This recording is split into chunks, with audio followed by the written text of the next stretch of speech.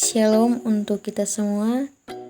Kembali lagi bersama saya atas nama Krista Noranine dengan NPM 12170027. Saya mahasiswa Universitas Timor dari Fakultas Pertanian, program studi agribisnis semester 7. Nah, di sini saya akan menjelaskan mengenai pengaruh equilibrium kuota impor. Nah, sebelum itu kita perlu mengetahui pengertian dari kuota impor. Nah, kuota impor adalah kebijakan impor dengan membatasi kuantitas impor produk selama jangka waktu tertentu.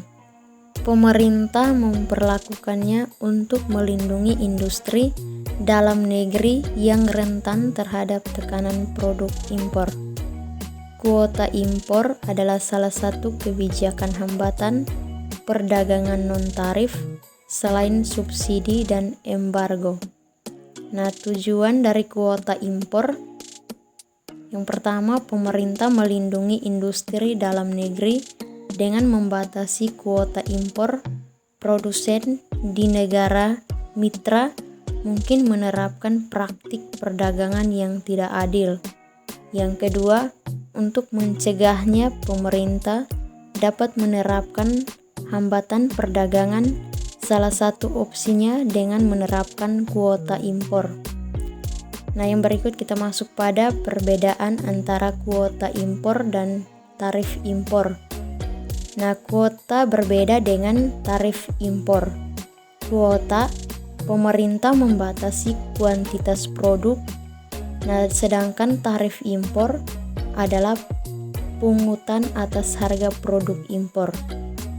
Kuota impor hanya mempengaruhi kuantitas dan tidak menaikkan harga produk impor, sedangkan tarif impor menaikkan harga produk impor.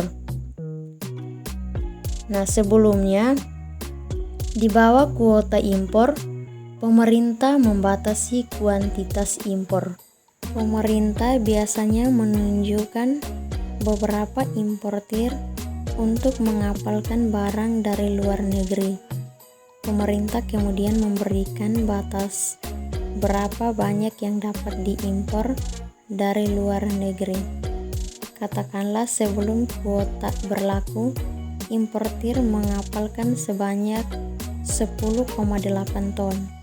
Karena permintaan tinggi, maka dari luar negeri kemudian menaikkan kualitas impor menjadi 18,2 ton. Tinggi impor meningkatkan pasokan di pasar domestik. Merasa posisi luar negeri terancam oleh produksi impor, produsen domestik menekankan pemerintah untuk memperlakukan kuota impor. Katakanlah pemerintah setuju. Pemerintah kemudian menerbitkan kebijakan kuota dan membatasi impor hanya 9,4 ton. Memang dengan kuota baru, pemerintah melindungi produsen domestik. Tapi itu juga memunculkan masalah lain. Pasokan dalam negeri berkurang. Dalam kasus di atas, kekurangan mencapai 1,4 ton. Dalam mikroekonomi, istilah lain dari kekurangan adalah akses pemerintah, sebuah kondisi di mana pemerintah melebihi pasokan sesuai dengan hukum pemerintah dan penawaran. Turunnya pasokan mendorong harga barang di pasar domestik naik. Tentu saja merugikan konsumen. Nah, selanjutnya dalam kurva pengaruh equilibrium kuota impor, di sini saya akan mencoba untuk menjelaskan dari kurva di bawah ini. Sebelum kuota berlaku, pasokan domestik berada pada I1 yaitu 18,2 ton. Setelah kebijakan kuota berlaku, pasokan kebijakan berkurang menjadi I2 yaitu dengan nilai 14,86 ton. Karena kuantitas impor lebih sedikit, sebagai hasilnya kurva penawaran akan bergeser ke kiri, mengasumsikan permintaan konstan. Pasokan harga naik dari P1 yaitu 10,8 ke P2 yaitu 14,14. Sebaiknya hasilnya konsumen domestik harus membayar harga yang lebih tinggi, yaitu Q1 18,2 minus Q2 yaitu 14,86. Harga pasar seharusnya akan kembali turun ke tingkat sebelumnya, mengasumsikan pemerintah tidak berkurang. Jenis kuota impor. Kuota impor dapat mengambil beberapa variasi. Pemerintah mungkin menerapkan kuota tetap. Dalam hal ini pemerintah membatasi jumlah maksimum yang diimpor. Dalam kurva pemerintah dapat membatasi impor hanya sebanyak 9,4 ton.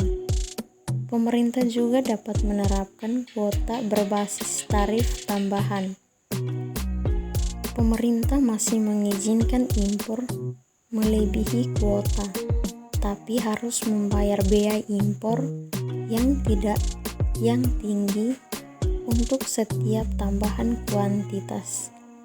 Nah, misalnya kuota impor adalah sebanyak 9,4 ton dan importir membayar bea sebesar 3,34%. Mereka dapat mengimpor lebih dari 9,4 ton, tapi harus membayar bea masuk sebesar 7,5%. Tarif rate kuota adalah kombinasi dari kuota impor dan tarif. Sekian dan terima kasih.